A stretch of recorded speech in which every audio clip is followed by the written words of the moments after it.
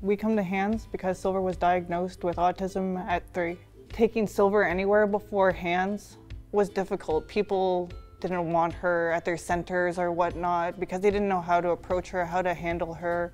There were so many times where I could tell like the school or somebody else, you know, this is how you work with her, and I felt like I wasn't being heard.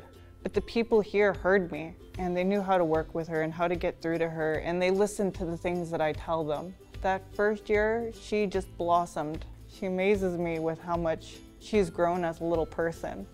Before, you know, she could make a mess and she wouldn't care if the mess was there. Now she's like, oh no, and she cleans up her mess and she knows what's expected of her. Whereas before, she was just kind of lost out in the world, just doing her own thing. When we came to Hands, they started using Pecks with her, so pictures, and then making them into sentences for her. So they would start off with one picture, so I want, you know, maybe it was yogurt that she wanted. From there, they built on it. So Silver picked up Pecks within a month, and it didn't take her long before we were moving on to a tablet. I want to play. Before she had her tablet, where you could see she was frustrated because she just couldn't get her message across, right?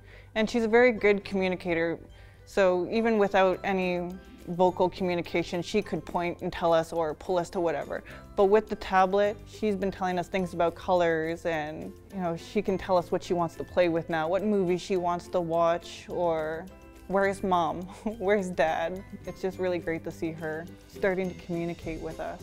And I feel like I'm not being judged so much because we're not seeing all the behaviors that we used to see.